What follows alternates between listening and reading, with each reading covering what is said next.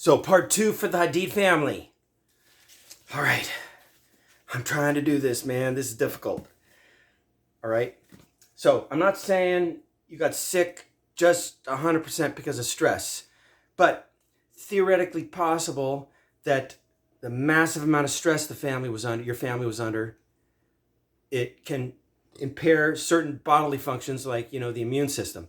So this guy, Norman Cousins, that's what he came up with. He had an immune system dysfunction illness, which the doctors said, you're going to die in 3 months. He was very sick. And he thought, well, I've been under a lot of stress. And so he went into a beautiful hotel for a month or two, watched funny movies, exercise, good diet, stress reduction, all kinds of things. And he reversed his illness and he cured himself. And he wrote this book, Anatomy of an Illness, 40 weeks on the New York Times bestseller. UCLA gave him an honorary medical degree, and he became a part-time professor there, where he met my dad and ultimately endorsed my dad's book. So this book came out, what year? 1979. Okay, here's the thing, is these lessons are not getting into the medical system. And so I went over that in a couple of the other videos that I did. You can find them on my YouTube channel. But right behind me here, that's my dad's ashes. Okay, so my dad tried to reform the medical system for decades, 1970s to 2000. And they rejected his ideas and rejected the ideas of his peers, like Dr. Dean Ornish. And, that's why the medical system is so screwed up, and you had to go to 100 different doctors trying to find solutions, because the doctors themselves are not looking for those solutions, are they? Did they investigate all the solutions? No, they go with a few different, solutions, and they don't fully understand things, and, they misdiagnose, and it's a total cluster screw up, which needs radical reform. So all that suffering, all those hours of enduring things that maybe they would work and maybe they wouldn't. And that's the other side of the coin, is there's a bunch of alternative medicine doctors that are pushing things that are totally baloney. And I'm not going to point any fingers, because I can't really prove anything until we clear up the whole disgusting cesspool. So I found out the real cause of the problems and the ways to solve it, and I'll get to that in a future thing. Right now, let me think, what am I getting at? So, Hadid family. Let me pause for a second. So, Yolanda, in the book, had this experience in South America with ayahuasca, or I don't know how to pronounce that, where she had a mind-expanding experience where she felt this deep connection to her soul and super happy, and she wanted to take it to other family members. She tried. Okay, that might have been the key pathway, to solutions. So what you were going through up until then, which may have been a massive contributor to everybody in your family having, being ill, is toxic stress overload. So people that have a lot of empathy, and this is a compliment, but it's also a big problem if you don't know about it. So when you have a lot of empathy, you're worried about Palestine, you're worried about global warming, you're worried about things that are far away, are ratcheting up your stress. So the solution to that is to solve those problems far away, but we're going to get to that, okay, by focusing a massive spotlight on the people that are causing all those problems so that they have to stop. That may be hard to believe, but please, if you can give me a little chance, I'm going to be able to prove it. So, but here's the critical thing, is that right here, contagious emotions.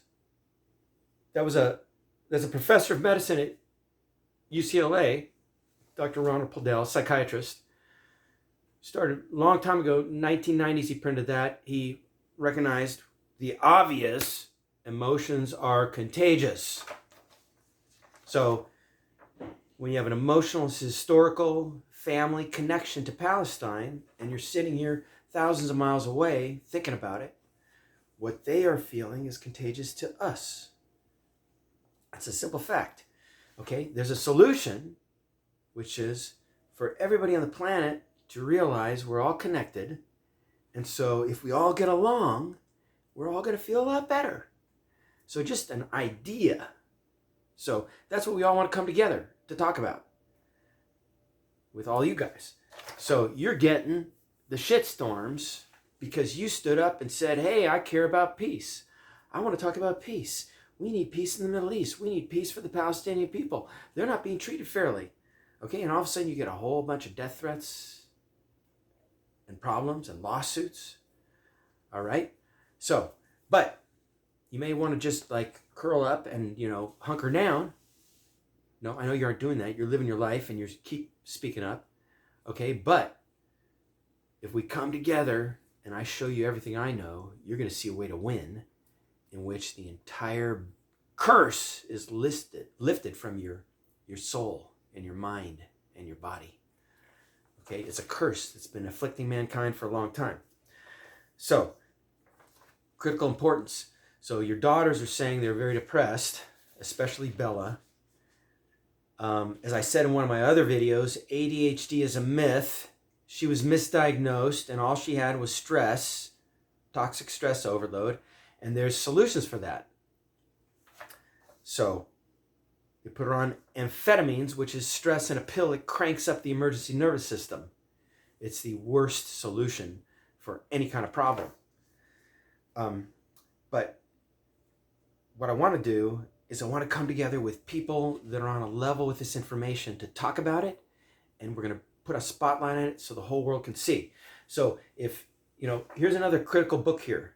Harvard professor, UC San Diego professor. Connected.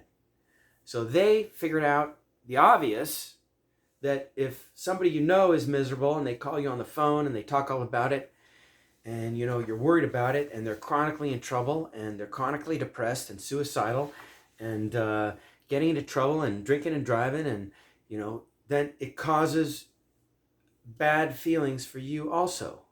So stress is contagious. Or if they have a bunch of good things happen to them, and they're calling you on the phone, and they're, hey, this is good, this is happening.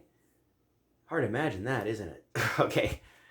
But anyway, they figured out that how the people around you, but it's also beyond that in the world far away. Okay?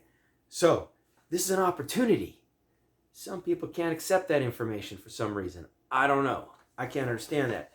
I mean, it's kind of obvious. If you go into a movie theater and you're sitting down, you're watching people that are angry and in conflict, you may enjoy the story, you may enjoy the adrenaline, okay, but your stress is going up. If you watch something that's a funny comedy, you're feeling happy, you're feeling good, your happy chemicals are going up.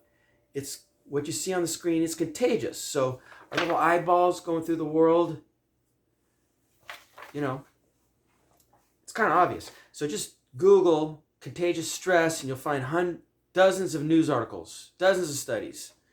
All right, so what does that mean? Right here, there's 100 celebrities, including Bella Hadid and Gigi Hadid and Taylor Swift, all of their friends who have publicly, intensely, and thoroughly and deeply explained how depressed they are. And they've gone through programs, and some of them are taking antidepressants, and some of them have been misdiagnosed with phony diagnoses. Okay, but that's an opportunity. Okay, but first of all, if all your friends are depressed, if your friends have dozens of stalkers, okay, it's adding to your burden of stress. But we can stand up and we can talk about the cure together, and we're going to invite all those 100 people in here. Just pause that for a second. If you didn't get it, I already sent it by email. All right? It's an opportunity. We come together and talk about the cure. So what is the cure? I'm going to get into that next.